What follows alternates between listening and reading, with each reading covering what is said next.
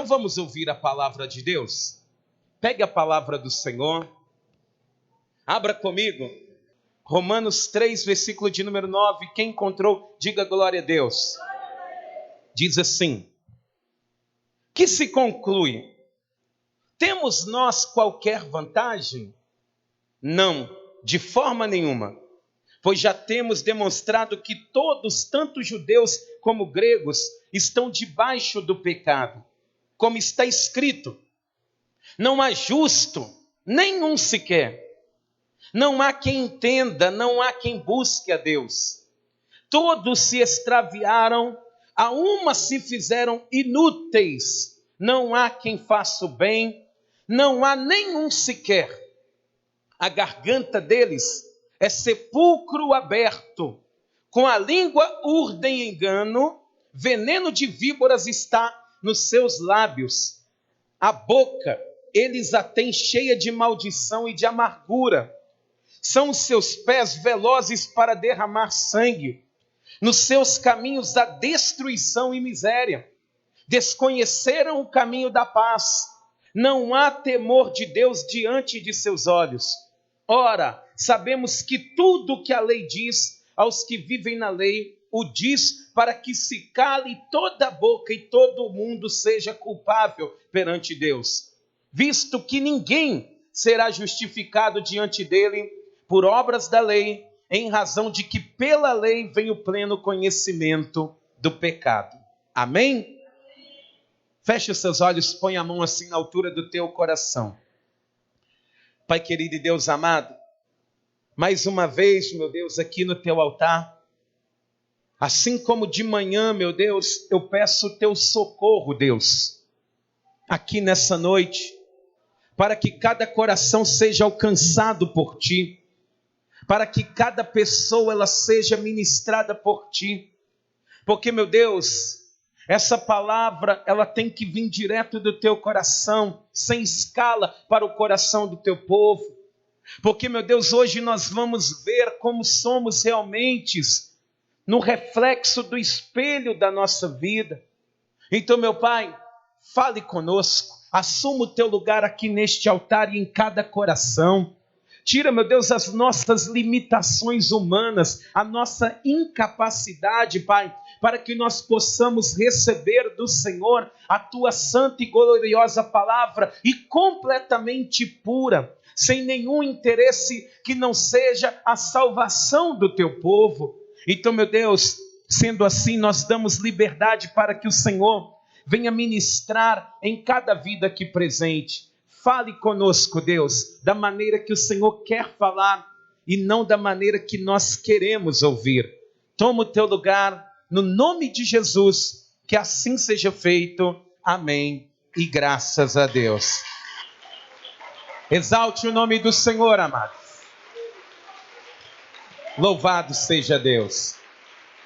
Por favor, igreja, pode se assentar. Preste bastante atenção. Vou pedir para você, se for possível, não andar. Obreiros, preste atenção no povo. Você levantou a mão, o obreiro traz água para você. Tá bom? Mas eu quero que você preste muita atenção, porque Paulo, se você vem acompanhando o raciocínio, ele vem fechando as pontas do lençol e fez uma trouxa com todos os tipos de pessoa. Primeiro ele mostra cada grupo de pessoa da maneira que realmente é e colocou eles todos na mesma condição. E ele vai demonstrar que todos os homens pecaram, quer sejam gentios, quer sejam moralistas ou até mesmo judeus. Paulo, ele vai mostrar que todos são pecadores e que não cabe recurso diante de Deus. Não cabe. A pessoa que comete o pecado, e todos cometeram, elas terão que dar conta diante de Deus. E Paulo, ele vai começar essa exposição aqui, a partir do versículo de número 9, ele vai começar de uma maneira geral, mostrar que todo ser humano está afundado numa depravação total. E a palavra depravação, esse termo depravação, é um termo que soa pesado, porque é algo que nos remete a pecados sexuais. Só que Paulo, nesse contexto, ele está falando da depravação total como se o homem estivesse esmagado pelo pecado. Como se o homem ele estivesse com todas as áreas da vida, quer seja prosperidade, quer seja na vida sentimental, quer seja na vida espiritual. O pecado, ele conseguiu alcançar todas as áreas da vida de um ser humano. Você não vê? Para uma pessoa, ela prosperar, ela mente, ela rouba. Sendo servo de Deus ou não, o pecado ele foi sendo tão contagioso que todas as áreas da vida de uma pessoa foram contaminadas. Você vê que uma pessoa, para ser feliz sentimentalmente, ela não mede esforços até mesmo em destruir a vida sentimental de uma outra pessoa. Então, Paulo, ele está falando nesse termo de depravação total, e esse termo, ele foi cunhado num concílio que foi realizado nos anos de 1617 e 1618, lá deixa eu lembrar aqui, Holanda. Ele foi cunhado ali numa reunião e chegaram-se ao consenso que todo homem está em depravação total, todas as áreas da vida da pessoa está manchada pelo pecado. E Paulo, ele vai começar a dizer e a revelar aqui nessa mensagem como realmente somos. Igual você, que hoje já deve ter olhado no espelho umas 50 vezes, talvez antes de vir no culto, pegou a sua melhor blusa, seu melhor vestido, conferiu, passou perfume e viu ali, eu estou bem. Mas essa palavra, ela vai mostrar o espelho que o pecado, ele deixa a vida de uma pessoa. E é por isso que ele vai tratar e vai mostrar como que essa depravação, ela contamina a vida do ser humano. Então vamos aqui em Romanos 3, versículo de número 9. Paulo, ele vai abrir aqui, parecendo que tem uma pequena contradição e não tem. Diz aqui, que se conclui, temos nós qualquer vantagem? Não, de forma nenhuma, pois já temos demonstrado que todos, tanto judeus como gregos, estão debaixo do pecado. Por que eu estou dizendo que parece que tem uma contradição? Por causa daqui do versículo de número 1, Romanos 3, versículo de número 1, a palavra do Senhor, ela diz assim, os judeus, eles ali pressupondo, Paulo pressupondo, usando a diatribe, ele vai pressupor essas perguntas. E diz aqui, qual é, pois, a vantagem do judeu? Ou qual é a utilidade da circuncisão? E Paulo responde, muita, sob todos os aspectos. E aqui, no versículo de número 9, que se conclui, que vantagem nós temos? Nenhuma. Os judeus poderiam dizer assim, Paulo, não estou te entendendo. Nós temos alguma vantagem ou não temos? Nós temos alguma esperança ou não temos? E eu vou te dizer que não há contradição, por quê? No ponto de vista, amados, de privilégio, de receber a lei, de receber a aliança, o judeu, ele tem muita vantagem. Ele tem muita vantagem, ele tem a revelação de Deus. Mas, perante o tribunal de Deus, perante o tribunal do Senhor, estaremos todos sendo julgados com a mesma justiça e o mesmo rigor. A palavra do Senhor, ela diz aqui que todo homem, aqui no versículo de número 9, que os gregos, tanto judeus como gregos, estão debaixo do pecado. E amados, esse termo aqui, ele vai dizer, está esmagado, prensado pelo pecado. Você tenta e não consegue sair. Sabe por quê? Pensa bem comigo. É como se a partir de hoje, você dissesse assim, eu Doutora Fátima, eu prometo diante de Deus e de todos não pecar nunca mais na minha vida, e eu falo isso de forma consciente. Vamos supor que todos fazem isso. Será que você conseguiria cumprir essa promessa? Sim ou não? Por que não? Você está prensado pelo pecado. Você está debaixo dele. É como se o pecado, ele te prensasse de uma maneira que te esmagasse, a ponto de você não conseguir se livrar dele. E é por isso que ele vai dizer que essa depravação total do pecado, alcançando todas as áreas da vida de uma pessoa, primeiramente vai interferir no seu relacionamento com Deus. E ele vai dizer aqui, em Romanos 3, no versículo de número 10, o seguinte: como está escrito, não há justo nem um sequer. E repare que o interessante, que Paulo, para provar que eu e você somos pecadores, ele não vai em livros de enciclopédia, ele não vai nos anais ali da lei, não, ele vai na Bíblia. A Bíblia, ela vai mostrar o quanto pecador nós somos. E sabe o que vai mostrar que nós somos pecadores? A sua experiência. Sabe por quê? Você, quanto mais se aproxima de Deus, mais pecador você vê que você é.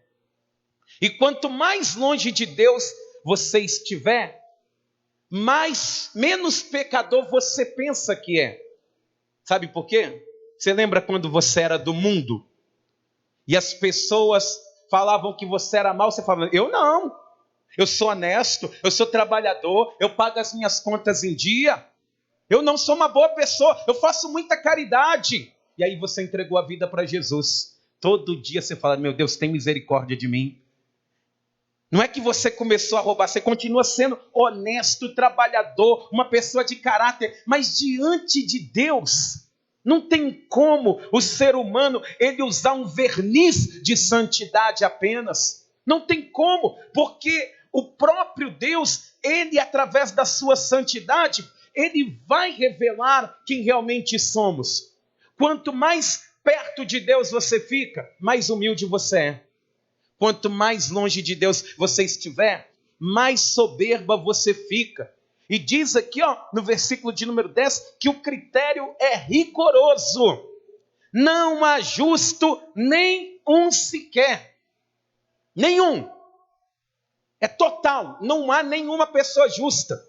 Ah, pastor, eu não sou assim não. Vamos pensar em alguém na Bíblia que é justo, que a Bíblia diz que foi uma pessoa boa. Vamos pensar em Jó. A Bíblia diz porque o próprio Deus falou com Satanás, viste o meu servo Jó, homem temente, reto, desvia-se do mal. Jó é uma bênção. Jó é um homem ímpar, íntegro. No sofrimento dele, ele não nega a Deus, ele não murmura contra Deus. Ao contrário de muitos de nós, que no momento de aflição murmuramos, reclamamos, falamos mal de Deus. Mas Jó, mesmo sendo esse homem visto por Deus dessa maneira, olha o que ele vai dizer aqui em Jó 42, no versículo de número 5. Olha o que a palavra de Deus, ela diz. Jó 42, versículo de número 5. Assim que você encontrar, diga graças a Deus.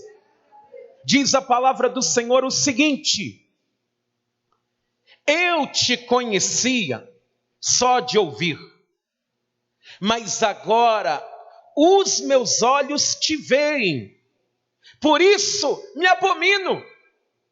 Olha o que ele está dizendo, que agora que ele passa a ver Deus, ele se abomina, e diz mais aqui, e me arrependo no pó e na cinza. É Jó, amados, que está dizendo isso. Um homem reto, temente, íntegro, que se desvia do mal, que Deus dá testemunho dele. Ele, quando vê o agir de Deus, ele se abomina e se arrepende. Não há um justo sequer. Não há ninguém. Você pode procurar nos altares de todas as igrejas, dentro dos templos, a palavra de Deus, ela diz, não há justo sequer. E ele vai continuar dizendo aqui em Romanos capítulo 3, que o relacionamento com Deus, ele é refletido por causa dessa depravação. Diz aqui em Romanos 3, versículo 11, o seguinte, não há quem entenda, não há quem busque a Deus, não há quem entenda. Pensa numa mente brilhante, pensa naquela pessoa inteligente demais, que tem o QI super elevado. Pensa em Albert Einstein, que sabia resolver equações de segundo, terceiro e quantos graus tivessem, não tinha nenhum bloqueio na sua mente. Mas quando entregaram a palavra de Deus para Albert Einstein, ele não sabia. A pessoa mais sábia da terra, quando olha para as coisas de Deus, ela fica embotada, ela fica perdida. Ela não consegue refletir. Você vê a pessoa, ela é tão sábia, conhece. Você vê professores de faculdade, e você fala, Deus, ele te ama. E fala, que Deus nem existe. Não consegue entender. Mas sabe por quê? Olha o que diz a primeira carta de Paulo aos Coríntios. No capítulo de número 2, Paulo ele vai dizer aqui, 1 Coríntios 2, versículo de número 14. Olha o que ele vai dizer. Diz assim, ora, o homem natural não aceita as coisas do Espírito de Deus, porque eles são loucura, e não pode entendê-las, porque elas se discernem espiritualmente. A pessoa natural, ela nunca vai conseguir compreender a Deus, ela nunca vai conseguir entender a vontade de Deus, e até você, que é cristão, quantas vezes você diz, Senhor, eu não estou entendendo, por que está acontecendo isso comigo, Pai? Por que eu estou passando por essas coisas? Por que o Senhor está permitindo? Nem nós conseguimos entender, não há quem entenda, não há quem consiga compreender, mas tem pessoas que não conseguem nem acreditar, e Paulo ele vai dizer o porquê. Aqui na segunda carta de Paulo aos Coríntios, você está na primeira, avança para a segunda, no capítulo de número 4, no versículo de número 4, olha o que diz a palavra do Senhor, 2 Coríntios, capítulo 4, versículo 4, diz o seguinte, nos quais, vou ler o versículo 3 também, mas se o nosso evangelho ainda está encoberto, é para os que se perdem que está encoberto, nos quais o Deus deste século cegou o entendimento dos incrédulos, para que lhes não resplandeça a luz do evangelho da glória de Cristo, o qual é a imagem de Deus. O que aconteceu? Satanás, ele cegou o entendimento de quem não quer crer. Ele cegou. A pessoa que não crê em Deus, ela é cega espiritualmente, ela não consegue enxergar a vontade de Deus, não consegue compreender. Você não lembra o momento que Pedro, ele ficou cego espiritualmente? Jesus, ele falando, eu tenho que ir e padecer, entrar em Jerusalém e morrer. Pedro pega Jesus e fala, você não vai, não faça isso com você, não deixarei que isso aconteça. Ele fala, sai para lá, você não entende as coisas de Deus, sai para lá, Satanás, que me serve de escândalo, porque você não compreende as coisas do Senhor. Você consegue compreender? Porque a Bíblia diz aqui, Romanos 3, versículo 11, não há quem entenda, não há.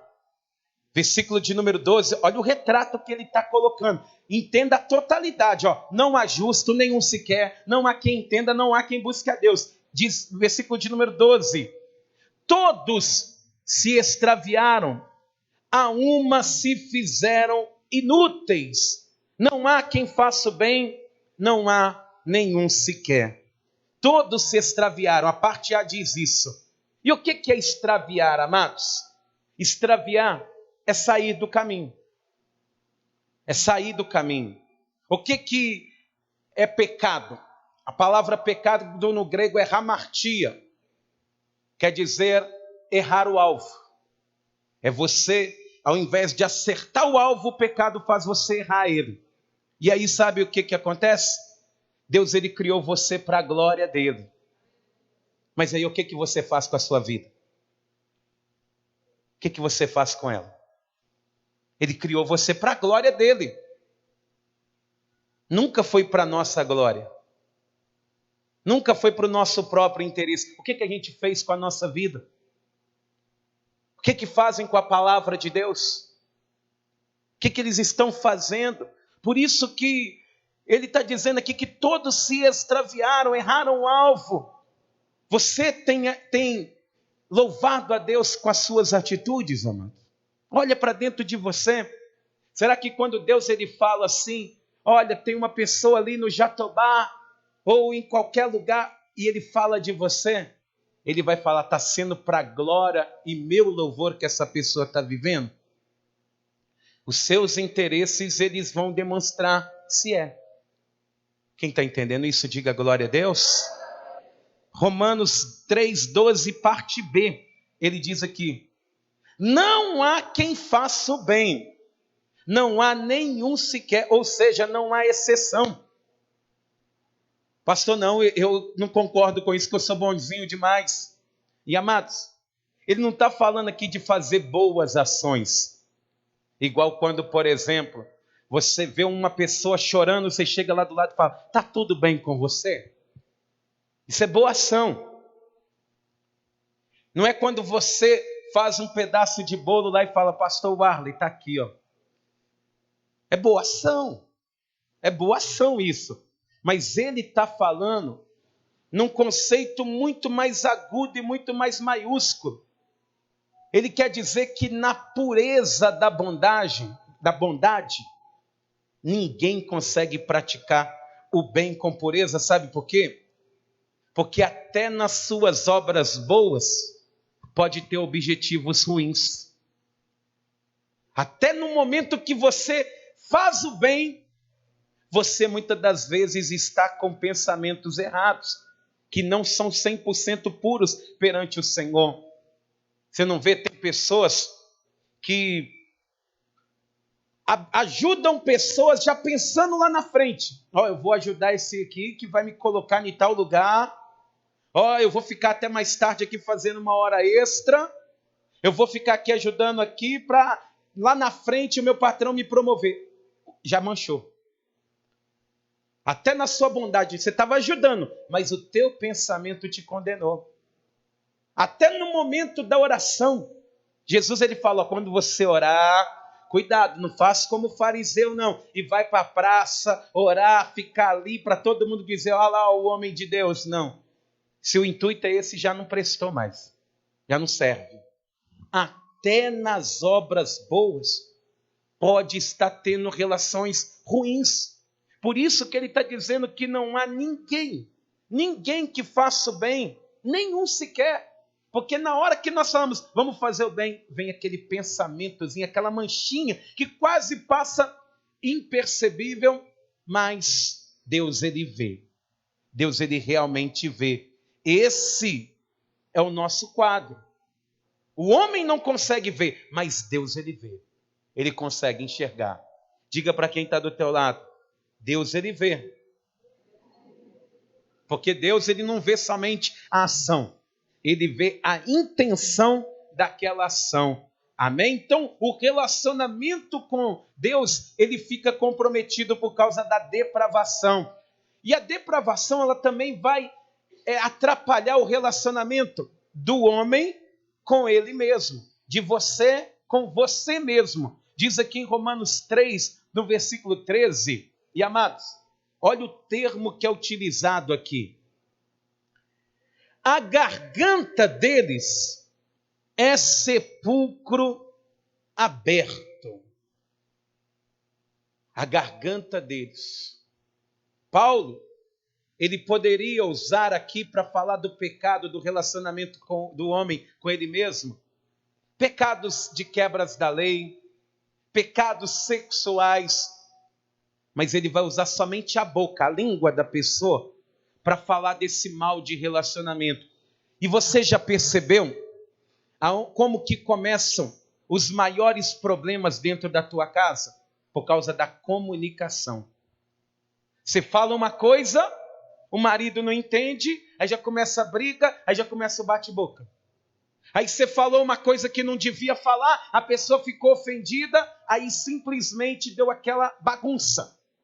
A comunicação, ela faz com que problemas, eles venham se levantar. Em Provérbios 18, 21, diz que a morte e a vida estão no poder da língua, estão no poder da fala. E os problemas lá na sua casa, eles começam assim. Às vezes, nós vemos, amados, tanta gente fazendo fofoca com a vida dos outros. Hoje em dia se tem assassinato de reputação, principalmente pela internet. Pessoas que fazem aquele textão, né, para assassinar a reputação de outra pessoa. A boca, a garganta deles são como um sepulcro. São como um sepulcro aberto, ponto para sepultar alguém. Basta pisar no calo, basta fazer alguma coisa, que a boca logo quer se manifestar. Olha o que Paulo está dizendo, amados, é desesperador. Não tem ninguém bonzinho, não tem ninguém buscando a Deus, não tem ninguém que faça o bem. A garganta está pronta para fazer igual uma metralhadora. E ele vai continuar dizendo aqui em Romanos 3,13, na parte B, diz aqui, urdem engano. E engano é mais do que mentira, viu? É pior do que mentira. Porque o engano é você mostrar uma coisa que parece boa, mas na verdade é ruim. É você fazer com que a pessoa ela tenha o juízo equivocado das coisas. Quer um exemplo? A serpente lá com Eva. A serpente falou, Deus ele não disse que desse jeito que você está falando, não. Ah, não, ele falou que quem comer dessa árvore aqui, do fruto dessa árvore, vai morrer. Não, ele não disse desse jeito, não. Sabe o que é isso? Engano. É você querer pincelar, passar, enganar. E eu vou te dizer uma coisa com muita tristeza no meu coração. Que hoje um dos maiores enganos estão dentro das igrejas. Sabe por quê? Por causa que tem muita gente vivendo uma vida errada achando que está salvo. Vivendo de qualquer jeito achando que está agradando a Deus. E amado, sabe por que isso? Porque não se tem coragem de pôr o espelho na frente do ser humano e falar assim que você está? É assim que você é? Pobre, miserável, cego, nu, pecador. Você vai ser condenado desse jeito. Os elogios roubaram a verdade da palavra. E a língua do ser humano, ela vai fazendo com que o engano seja proliferado. E a língua, ela é terrível, amados. As pessoas, e Paulo está dizendo que esse é o meu e o seu problema. Que a nossa língua, ela está a favor do engano. Esse é o retrato que ele está dizendo de mim e de você. Está vendo como que não é fácil? E aí ele vai continuar pegando um pouco mais pesado. Diz aqui no versículo 13, a parte C, diz aqui, veneno de víbora está nos seus lábios. E você sabe o que faz o veneno de uma víbora? Mata. O veneno da víbora mata. Mas o nosso veneno é pior do que o da víbora. É pior. Sabe por quê? Quem pôs o veneno da víbora na víbora? Hein? Deus. Deus é quem pôs o veneno da víbora na víbora. E o veneno da víbora, se bem usado, ele é o antídoto para a própria mordida dela. Mas não foi Deus que colocou o veneno nos nossos lábios. Não foi Deus. Esse veneno que está em nós não foi Deus. E esse veneno faz com que a pessoa ela não consiga domar a boca. A boca não tem como. diz aqui em Tiago 3, vamos deixar marcado em Romanos, vamos lá em Tiago capítulo 3, no versículo de número 7.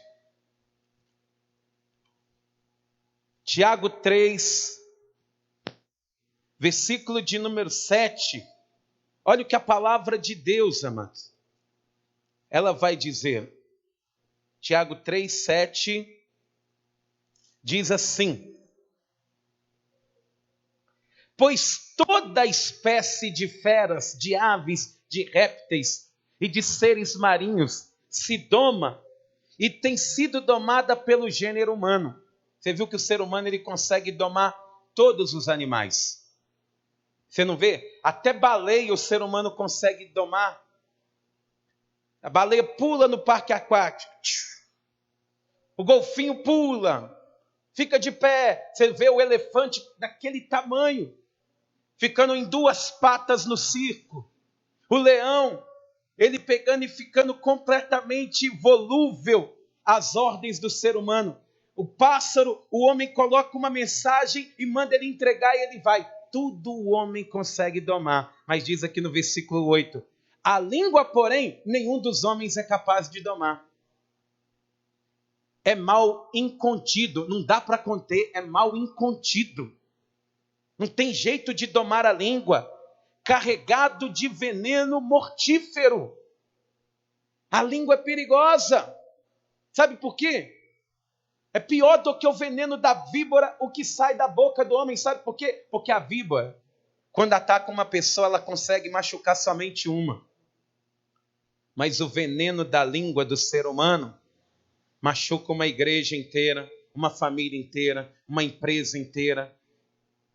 A víbora ataca um, a língua ataca 50.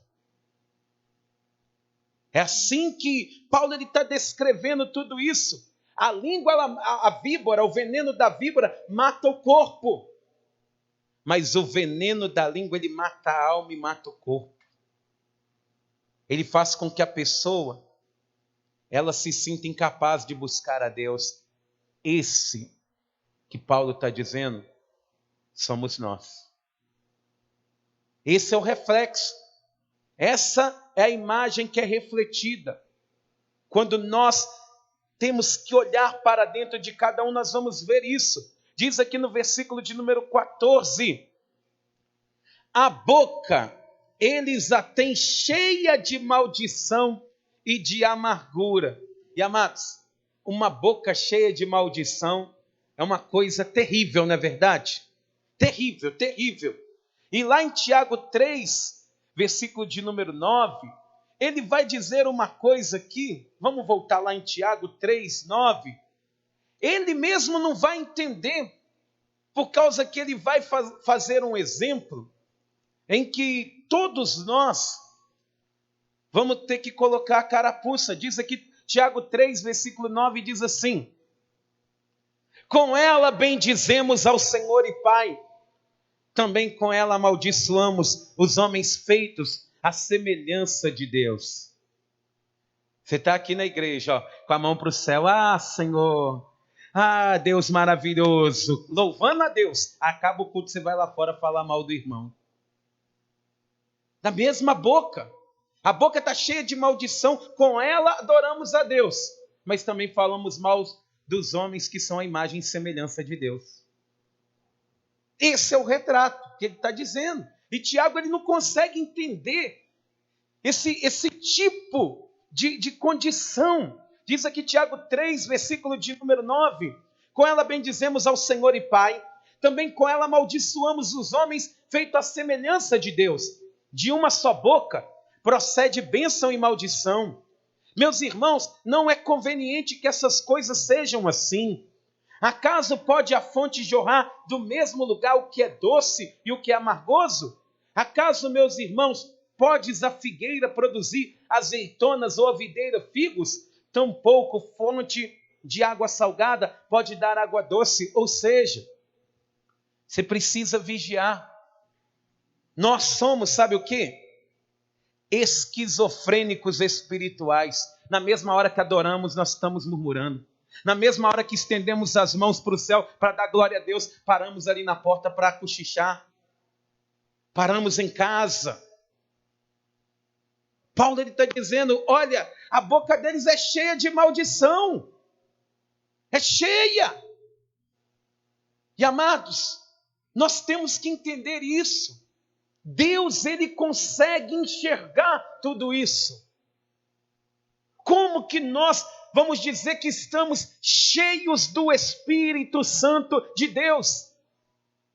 Não é uma luz apenas, que você faz assim, ó. Espírito Santo, agora não. Espírito Santo, agora não. Não, amados, não tem como colocar uma cortina em Deus, o véu já se rasgou há muito tempo. Ele vê a boca falando, e aí diz que tem aqui, ó, olha o que diz aqui em Romanos 3, no versículo de número 14, que a boca eles têm cheia de maldição e de amargura. Você já viu como que uma pessoa amarga ela fica? Ela contamina o ambiente. Estava tudo indo bem, chegou a pessoa, ih, meu Deus do céu. Fulano veio, então vou embora. Deu vontade até de ir embora, de levantar. Você chegou para trabalhar, viu aquela pessoa e falou, ih, meu Deus, nossa, hoje o dia vai ser pesado. Porque a amargura, ela é terrível. Olha o que diz em Hebreus, capítulo 12, vamos lá comigo. Hebreus 12, versículo de número 15. O escritor da carta aos Hebreus, ele vai dizer aqui, no capítulo de número 12, no versículo de número 15, o seguinte: atentando diligentemente, porque ninguém seja faltoso, separando-se da graça de Deus, nem haja alguma raiz de amargura, que brotando vos perturbe, e por meio dela muitos sejam contaminados. A amargura, ela contamina. Ou seja, a pessoa que é amargurada ou está amargurada, ela contamina o ambiente. Paulo está desesperado aqui falando tudo isso, amados. Que a nossa boca ela tem maldição e ainda tem uma raiz de amargura que faz com que as pessoas à volta fiquem amarguradas também. Você já viu quando você briga com a sua esposa? Como é que fica o ambiente? A fome vai embora, a paz vai embora, o ambiente, aquele clima, né, feliz. O passarinho verde que estava na janela morre. Você já viu quando você, mulher, briga com o seu marido? Quando filhos, você briga com seus pais? Fica aquele ambiente amargo.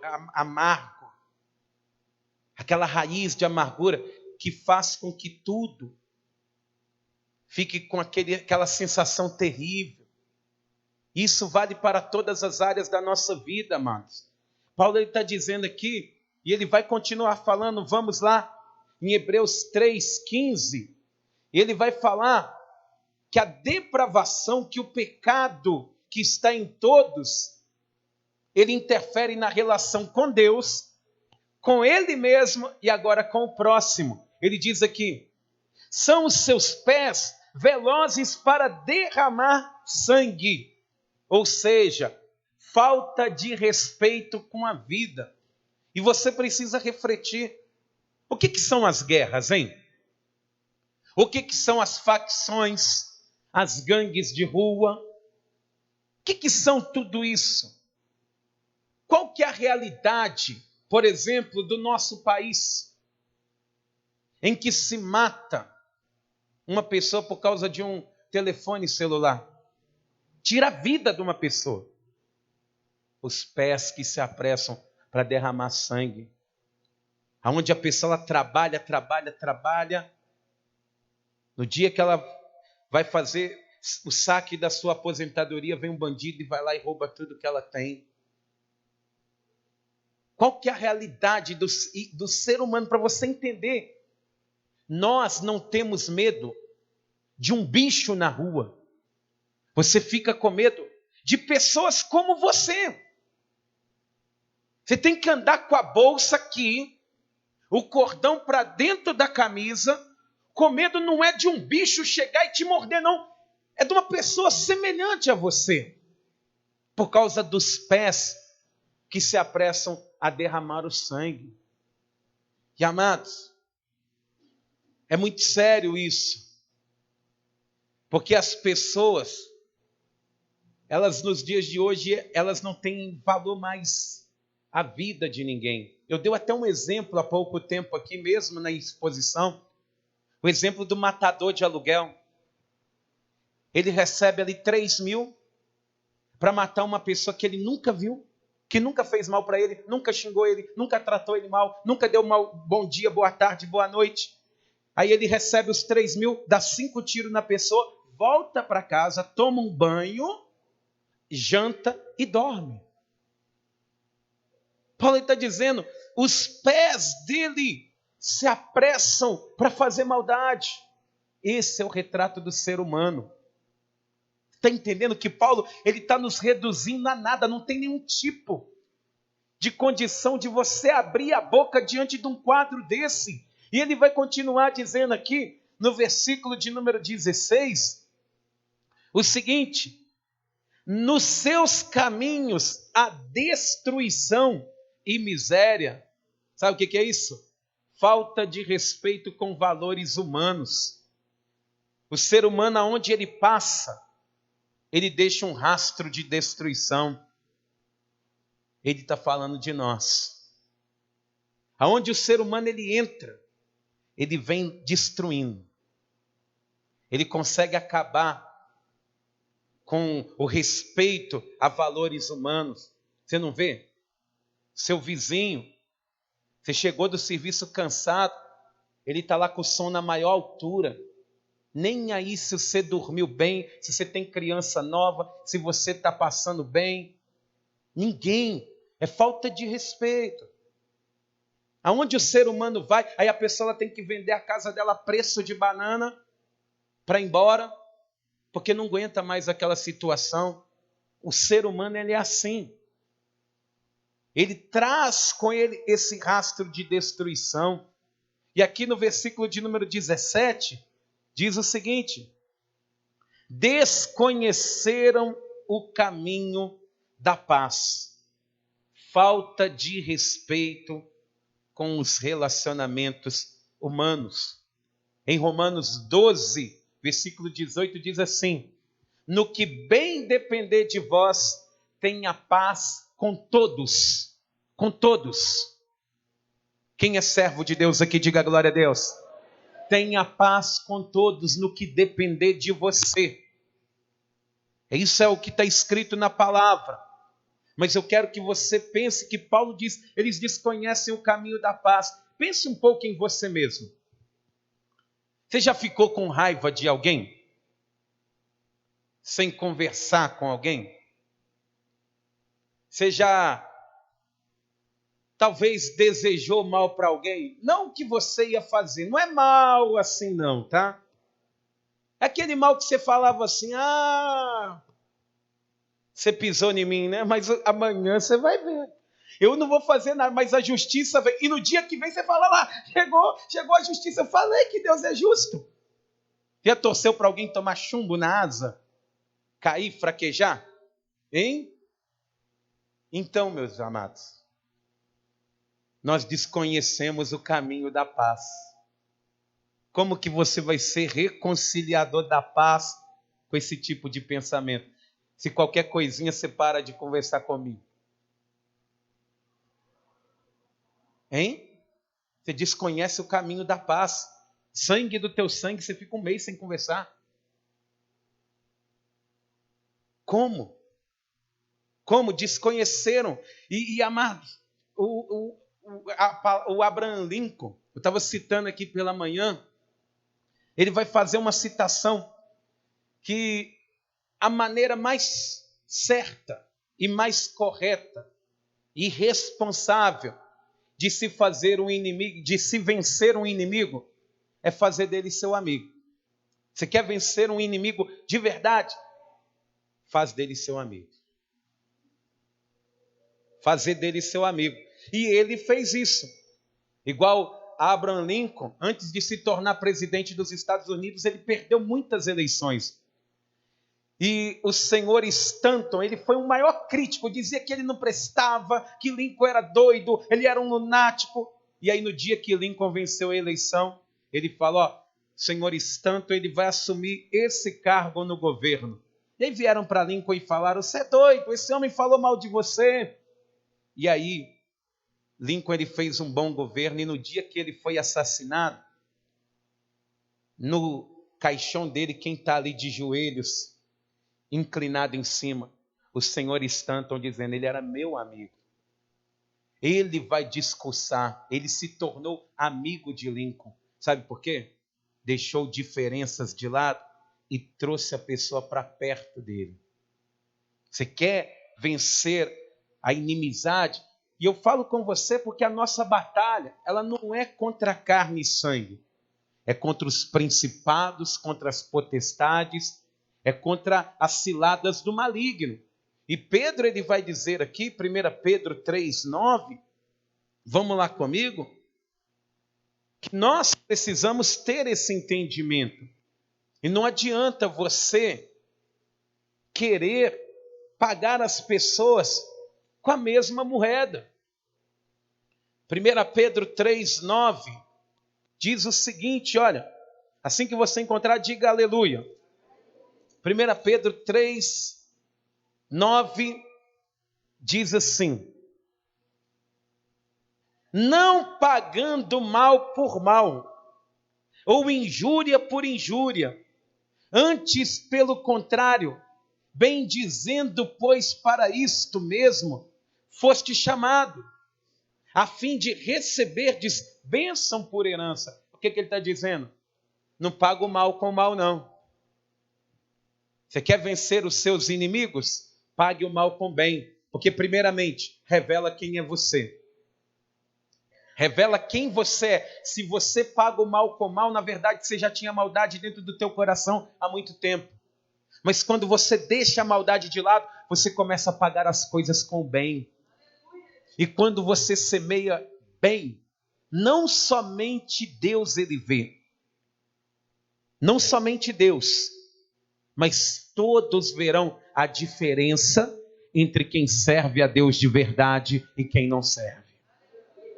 É na hora, é nessa hora que todos verão quem realmente serve a Deus.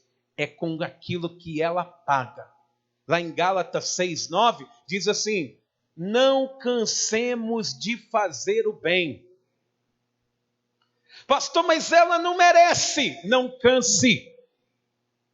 Continue praticando o bem. É o que você tem dentro de você. É o que você tem, é o que você se transformou quando conheceu Jesus. Aquele ser amargoso, amargurado, maldoso, tem que ir embora. Não cansemos de fazer o bem, porque no tempo certo, meu irmão, nós colheremos o bem que plantamos para a glória do nosso Deus. Em nome de Jesus. Mas você só consegue pagar o bem, o mal que você recebe com o bem, se Jesus ele alcançou você e o seu coração. Você quer saber se Jesus já te alcançou? É quando você consegue pagar o mal que você recebe com o bem. Ah, pastor, mas eles pensam que eu sou bobo, eles querem pisar em mim. Não foi isso que fizeram com Jesus? Quando Jesus está perto de mostrar o maior amor lá perto da cruz do Calvário, eles cospem, eles xingam, eles afrontam, eles brigam. E Jesus em nenhum momento falou, pai, pesa! Ó, acaba! Não. Jesus ele não tem maldade dentro dele, amados. Ele não tem a maldade. Por isso que aqui, quando o apóstolo Paulo ele diz que a gente desconhece o caminho da paz, é por causa disso. É que você pode estar cheio de boas intenções para ir fazer a bondade, mas se chegar lá der tudo errado, você se transforma. Ah, mas eu fui com tanta boa intenção, mas aí dura tão pouco. Era só uma casquinha de nada. Não tinha durabilidade. Esse, amados, sou eu e você. Aí, eu quero ver, depois de você ouvir tudo isso, tenta se elogiar agora. Tenta. Fala assim, não, eu sou o bambambam daqui. Não aqui. Depois de ouvir tudo isso, acabou o elogio. E Paulo, ele vai agora nesses 3 últimos versículos, tudo que você ouviu de Romanos 1, versículo 1, até aqui no versículo de número 17, Paulo ele quer trazer as pessoas aqui, ó, no tribunal de Cristo, desse jeito, da maneira que você, ele te mostra como que eu e você somos. E aí diz aqui no versículo 18, que a depravação total, ela vai nos condenar. E Paulo ele quer mostrar que todos nós somos condenados pelo pecado. E o porquê da condenação? Diz aqui, não há temor de Deus diante de seus olhos. No versículo de número 18. E amados, Provérbios 9, versículo de número 10, você conhece de cor. O temor do Senhor é o princípio de quê? Vocês estão? Você quer ir lá ler comigo? Vamos lá então ler. Provérbios, capítulo de número 9, versículo de número 10. Olha o que a palavra do Senhor, ela diz. O temor do Senhor é o princípio da sabedoria. Amém? Então, o temor a Deus, ele é o princípio da sabedoria do ser humano. E o maior freio moral que você tem na sua vida para não pecar é o temor a Deus. O temor a Deus é o seu freio contra o pecado. Se você perder o temor a Deus, você vai pisar no acelerador e vai pecar a 200 por hora. 150 vai ser pouco. Quando o ser humano ele perde o temor a Deus, ele passa a ser irrefreável. E ele começa a fazer uma coisa mais terrível do que a outra. Você não vê a pessoa, peca mais. Tem um tal de, é melhor você experimentar, porque dá que você morre sem ter experimentado. É melhor morrer ter experimentado do que morrer sem experimentar. Aí a pessoa fica experimentando tudo. Todo tipo de droga. Aí todo tipo de relacionamento, homem com homem, mulher com mulher, várias pessoas ao mesmo tempo. Ser humano sem Deus, sem temor a Deus, é irrefreável. Ele vai praticando a maldade sem freio. E amados, há pouco tempo eu ministrava aqui na igreja. Eu perguntava para a igreja assim, quem quer que Deus fique todo o tempo do lado dele e diga glória a Deus? Quem aqui quer diga glória a Deus? Mas eu falava com a igreja assim, Deus vai estar com você junto nas guerras, nas batalhas, nos momentos difíceis. Mas na hora que você estiver pecando, Ele está lá vendo. Na hora que você estiver mentindo, Ele está lá vendo. Na hora que você estiver assistindo pornografia, Ele vai estar lá vendo. Na hora que você estiver atacando pessoas, Ele vai estar lá vendo. E aí, ele diz aqui, não há temor de Deus diante dos seus olhos. Não tem como esconder de Deus. Deus, eu quero que o Senhor veja, eu aqui na igreja orando. Mas na hora que eu estiver pecando, vira os olhos, Senhor. Fecha os olhos, não enxerga não. Não há temor. Quando você perde o temor de Deus, diante dos olhos dele, você passou a ser uma pessoa irrefreável. E a pessoa, ela fica cada vez mais envergonhando o nome do Senhor. Amém? Amados, para a gente ir finalizando, olha o que diz no versículo de número 19. Isso é no tribunal de Deus. Você está chegando desse jeito. Não há quem pratique o bem. Não há quem busque a Deus. Não há quem faça boas ações. A garganta fala demais. Ora, sabemos que tudo que a lei diz aos que vivem na lei, o diz para que se cale toda a boca e todo mundo seja culpável perante o nome do Senhor, perante Deus. Qual é o problema da lei? é que a lei ela não pode nos absolver, amados. A lei, ela é justa. A lei, ela é justa. Ela quer nos condenar.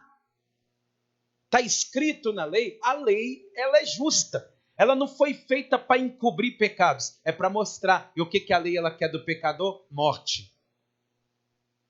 Ela quer que mate eu e você. Imagina só a cena. Deus, com a lei dizendo, mata eles. Mate todos. Porque não tem ninguém que se salve.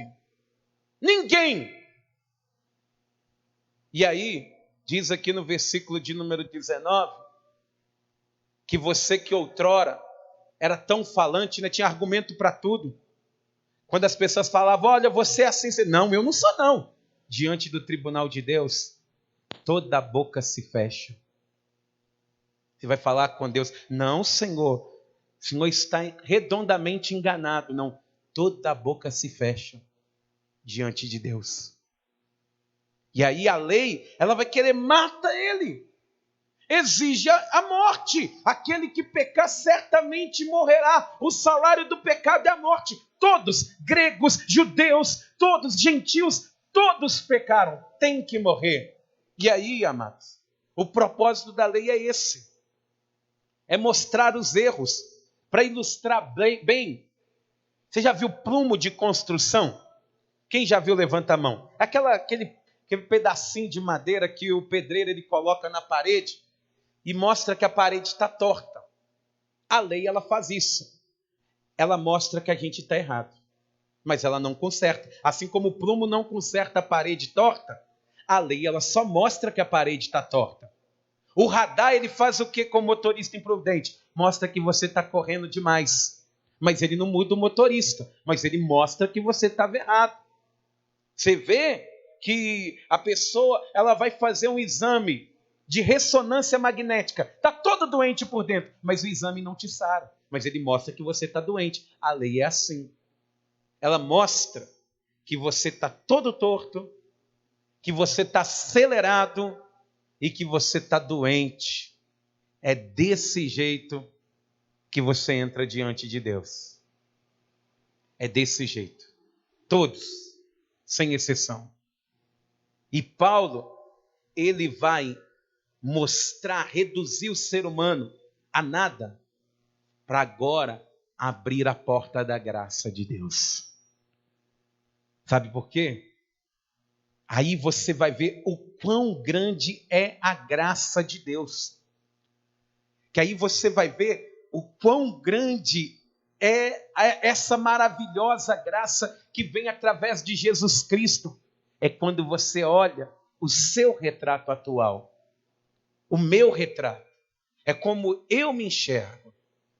E eu vou, na semana que vem, começar a mostrar para você o que a graça de Deus ela faz com aquele que, ainda que era o mais injusto dos homens, quando a graça ela alcança a pessoa, o que Deus ele faz. Mas hoje eu quero que você fique de pé. Reflita em Deus.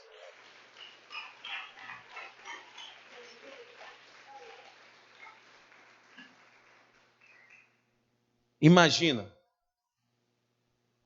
Olhem todos para mim aqui. Imagina todos nós olhando para Deus. O que você diria, hein? O que você diria? O que você diria, hein? Você? Olhando para Deus e Deus ali com a lei na mão dizendo, mata. E ele sabendo que todo mundo é errado. Que todo mundo faz o que é errado. A boca não abre. Qual que é a qualidade que você vai dizer para Deus que você tem? Imagina que você vai tentar falar alguma coisa para Deus. Igual quando você faz um currículo. Eu tenho um bom relacionamento com todo mundo. Mentira. Mentira. Ah não, eu sei trabalhar em equipe, não sabe.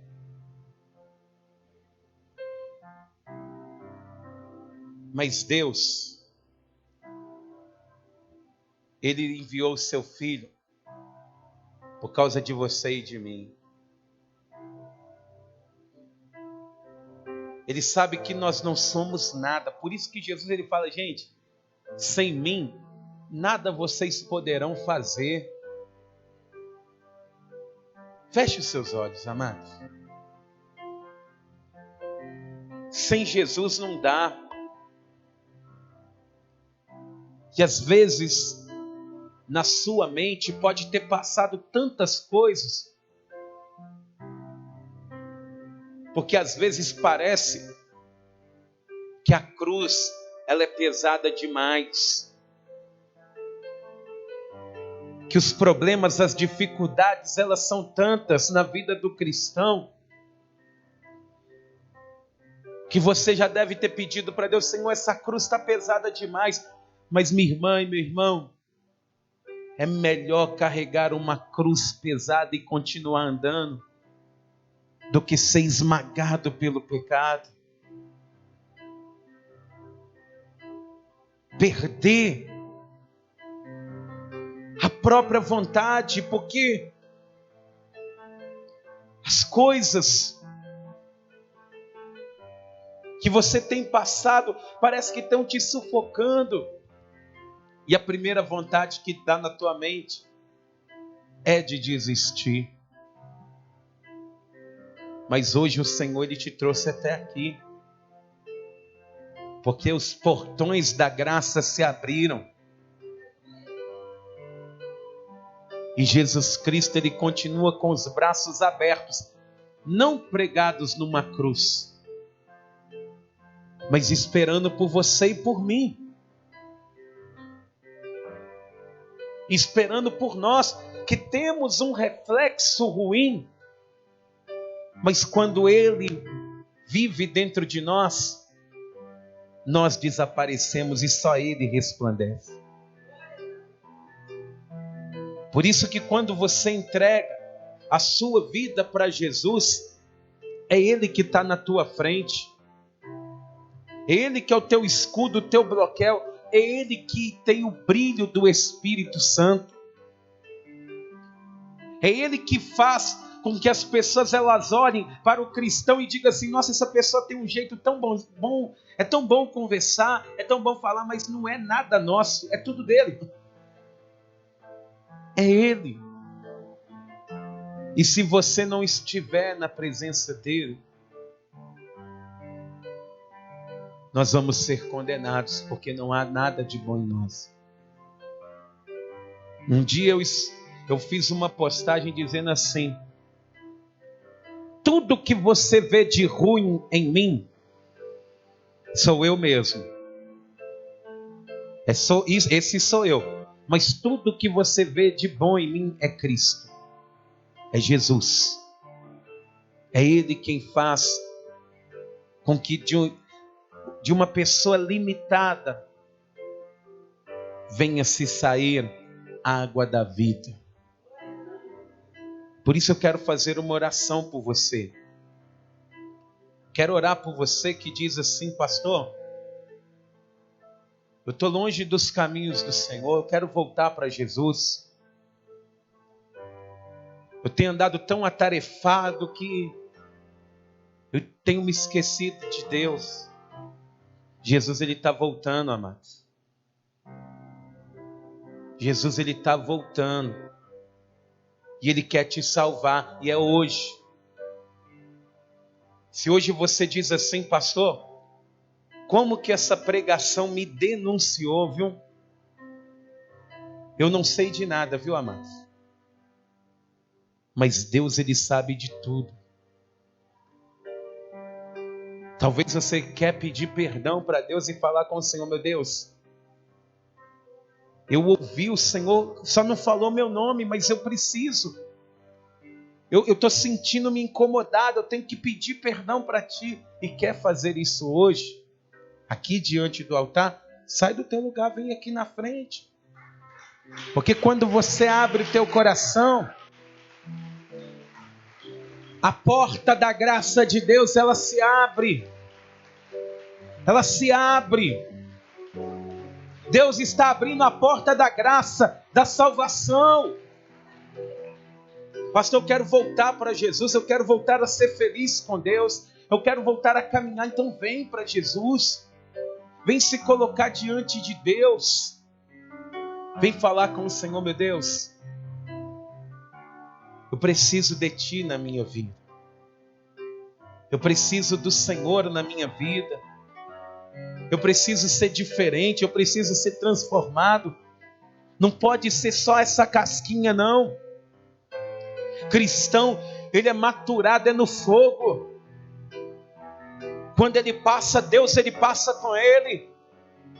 É nas águas. Quando ele passa, Deus passa com ele também. Mas sem ele, não adianta de nada, pastor. Eu estou passando por um momento de perturbação. Parece que todo mundo vem só em cima de mim. Estou me sentindo fraco. Vem pedir socorro para Deus. Vem falar com Deus, Senhor, aqui diante do altar. Se ajoelhar diante de Deus e falar, Senhor, eu preciso de Ti. Me dá força para suportar. Me dá força para vencer. Me dá força, meu Deus, para praticar o bem. Em nome de Jesus. Você que está no teu lugar, continue com os olhos fechados. Põe a mão na altura do teu coração. Vocês que estão aqui diante do altar, é você e Deus. Fala com Deus, pede perdão para Deus. Ele te ama, meu. Senhor, Ele usa a minha vida para dizer para todos vocês que Ele ama vocês. Que Ele ama os que Ele criou, chamou pelo nome, que preparou uma casa lá no céu. E se você perseverar, tudo que Ele tem preparado, Ele te entregará. Se você ouvir a palavra e praticar, tudo se cumprirá na tua vida em nome de Jesus. Deixa eu orar por vocês. Senhor nosso Deus e Senhor nosso Pai, obrigado, meu Deus, por essa palavra. Porque, meu Deus, se havia qualquer resquício de soberba, de prepotência em nossos corações, já não existe mais, Senhor. Porque eu sei que essa palavra ela veio ecoar até o último dia das nossas vidas, Senhor. E, meu Deus, quando nós somos confrontados pela Tua palavra e decidimos mudar, meu Deus, nós recebemos o socorro que vem de Ti. Por isso, meu Deus, cada um dos Teus filhos que se encontram de pé, meu Pai, que o Senhor, meu Deus, continue sendo a razão, o motivo dessa pessoa, todos os dias, meu Deus, lutar contra o pecado. Continue, meu Deus, sendo o sustento desse Teu filho. E eu peço, meu Deus, para que cada um que está aqui diante do Teu altar, que o Senhor continue, meu Deus, fortalecendo, levantando, nos aperfeiçoando, nos purificando, nos levantando, meu Pai, para que nós venhamos, meu Deus, Te exaltar, Te glorificar com a nossa vida, no nome de Jesus, ó Pai. É o que nós Te pedimos, ó Deus, e Te agradecemos. Amém. E graças a Deus.